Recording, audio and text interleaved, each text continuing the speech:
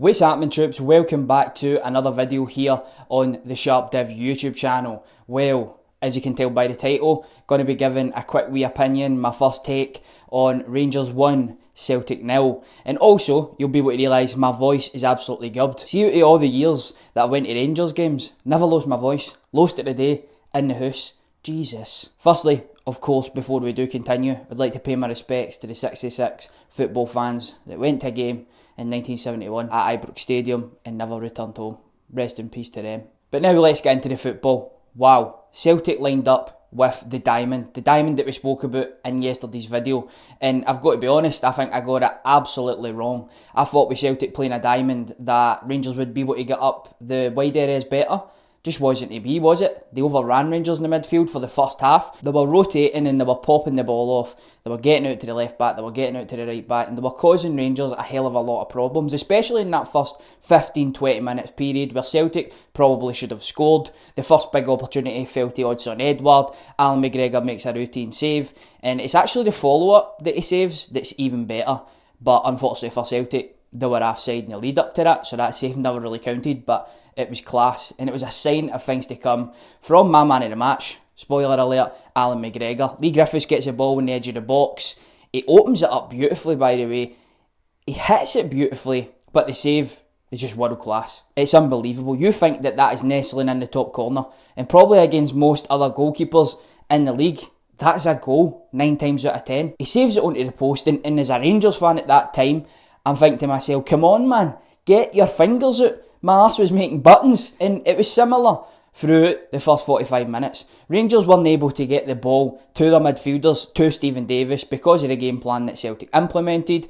They touched on it at half-time and such, but David Turnbull was going and he was standing on Stephen Davis, and if you watched yesterday's video, I thought he could potentially be the star man because he's done it a number of other times. But Celtic eradicated that by putting David Turnbull on him. Stephen Davis wasn't able to get the ball. They pinned Rangers back, which a lot of people say is the way to beat Rangers, is to keep their full-backs back and to pin them in. And Celtic's performance in the first 45 minutes looked like one that Rangers has been doing all season to other teams and in Europe as well. Pinning them in, high press, not giving them time on the ball, and pretty much just dominating the play. And the limited amount of times that Rangers were able to play the ball up the park to Alfredo Morelos and Kemar Roofe and Ryan Kent, they didn't have that bit of quality in that link-up play to really get us moving.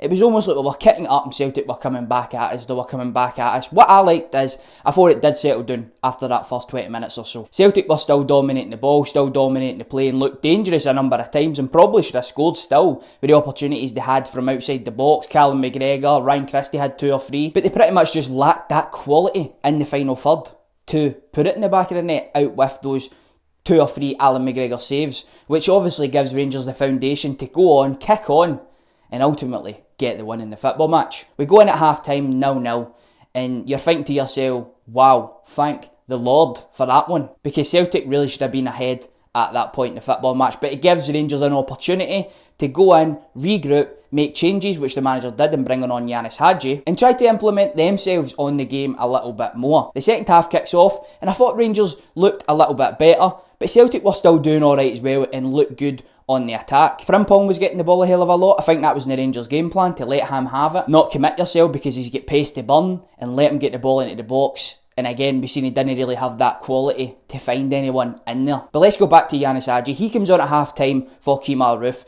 I thought he would either come on for Kemar Roofe or Joe Aribo, because I think Big Aribo had a poor game, probably the full match. But especially in that first 45 minutes, he was having a nightmare. And again, to throw it back to yesterday's video, we spoke about the importance of the midfield battle and that Joe Aribo would need to have his best ever game in a Rangers jersey. Basically, outrunning them and getting the better of them in that midfield, and that's just something that he didn't do in that first half. So I actually thought Joe Aribo would maybe come off, but then Yanis Hadji isn't really the kind of player that you would expect to be in there. He's more of an attacking minded player for me, and we've seen that straight away. He made an impact, he was getting on the ball, he was trying to make challenges, he was adding that energy that we badly needed, and he definitely done what the manager wanted him to do. Had a great second half for me. The turning point in the match though was when Celtic probably made their first mistake of the afternoon, and it was allowing James Tavernier too much time on the ball. Laxalt is probably a wee bit too far in the way, which means he's got an avenue up the wing to hit.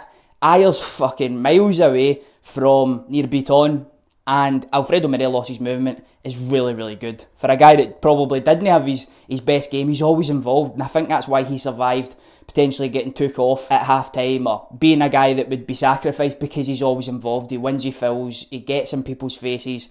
And that's exactly what he done to Bitton. He just absolutely bodied him, got round him, and it was a red card. For me, it's 100% a red card. I think 95% of people will agree with that. Neil Lennon's came out in his post-match and he said that it isn't a red card because Aya is actually going to get in and cover him, which I don't think he is. I think it's a one-on-one, and that's a goal-scoring opportunity. But let me know what you think in the comment section below. Was it a red card? And of course, when Celtic go down to 10 men, it looked like there was only really one team that was going to go out there and win that match. And Rangers still had to do it, you know. They still had to go out there and win the football match. It was still 0-0 at the time of the red card. And it was through that man, James Tavernier again. It's a beautiful cross into the box. Rangers attack the front post. Takes a ricochet, hits Callum McGregor's arm and goes in the back of the net. Barkas has had to go to the front post because Edouard has vacated that space, causing a whole world of problems for Celtic. And it's 1-0 to Rangers. And to be honest, they never really looked back for there. Celtic had a couple of opportunities through Mohamed El Younousi, who came on and made a really good effort towards goal, couple yards over the crossbar. And then at the very end, Edouard had another opportunity which Connor Goldson blocked marvellously. And let's touch on the two centre-halves of Rangers. We've gave Callum McGregor all the credit that he absolutely deserves, and Yanis Hadji. But the two centre-halves of Rangers were absolutely brilliant. And if that is to be a league deciding win, it just goes to prove the point that defences win your leagues. Solid goalkeeper, solid full-backs, and a solid centre-back partnership with Balogun and Connor Goldson, who has been sensational this season. And he makes a block that wins Rangers a game. And that was it. That was it, really. That's the story of the match. Wasn't what a lot of people expected. Celtic were really, really good in the day. But as Steven Gerrard said in his post-match, in these games, it's all about who wins. Rangers played brilliantly in a cup final, but they didn't win. And it's the same for Celtic today. They were brilliant in the first half. They made a mistake in the second half that resulted in a red card. Rangers punished them, scored the goal. Bob's your auntie. 3 points up the road for Rangers.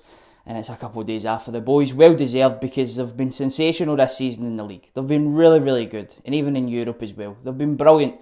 You know, they've really stepped up their game this year. As a team and individually as well. And they're now in a real commanding position in the league. 10 points clear, let's just say. And that is pretty much my 2 pence in the game and my thoughts on it. You know, Celtic were good, but Rangers came out with the victory, and that's all that matters. I've been SharpDiv. If you're new around here, please consider subscribing to the channel. I'll see you in the next one, and I'm out.